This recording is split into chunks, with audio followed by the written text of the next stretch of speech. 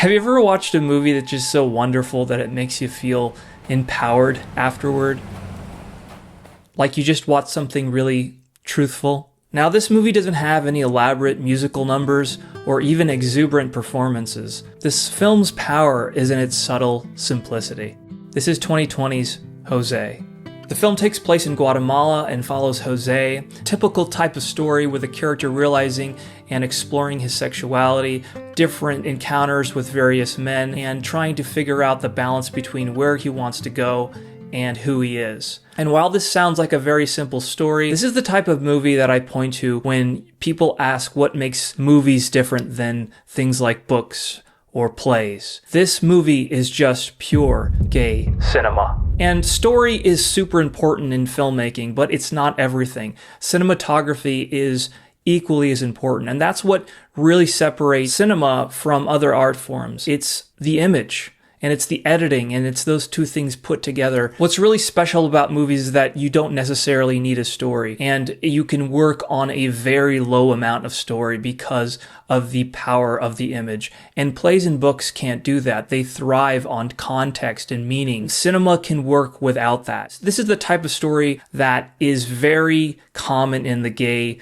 genre, where we have, a mother who's not really accepting of her son and a gay man who's trying to discover himself. But all of these things are toned down, and we kind of have to look for these things because they're not spoon-fed. They're not in your face like other films, but this is just a different approach to it in a very interesting way because the atmosphere is front and center. So the way the director tones down these things and lets you observe them in the background. A lot of this movie takes place in these wide shots, so you really have to study the frame and to see what's going on. Especially a scene that takes place during a soccer match is a perfect example of what I'm talking about. This is not the type of movie that you can walk out of the room and go get something and come back. You really have to pay attention. This movie is not about plot. It's about atmosphere. What's happening in context to the character in the greater context of the frame. There's a lot of similarities that I saw in this film, even though this film is about a Guatemalan character. There's a lot of overlap with the Portuguese culture as well, especially the Catholic upbringing. And the mother is struggling also with her son and what she feels like might not be the perfect path for him in terms of her point of view.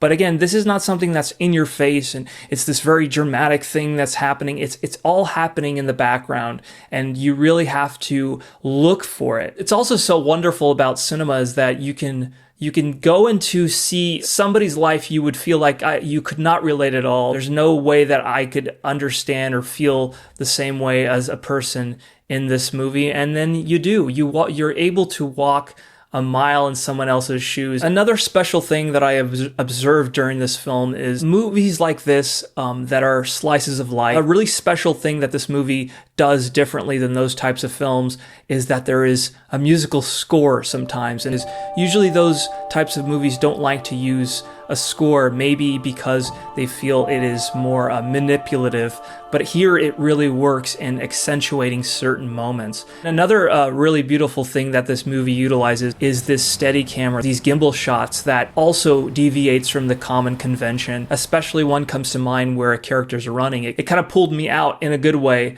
thinking like, wow, this is a really powerful way to manipulate the camera. It's not necessarily a movie that everyone is going to like. It's a bit slow if you don't have a lot of patience for these types of things. If you follow this channel, you know that a common visual motif that happens a lot in gay movies is this scene that happens where two characters are riding a bike or on a motorcycle, and there's a very long scene that happens with the two characters riding a bike, and it's just a beautiful scene. I know it's kind of a cliche to have this scene in gay movies, but this is just a wonderful, beautiful thing that, again, it just is slowly soaking you into the atmosphere. That scene leads into one of the most beautiful, quiet moments.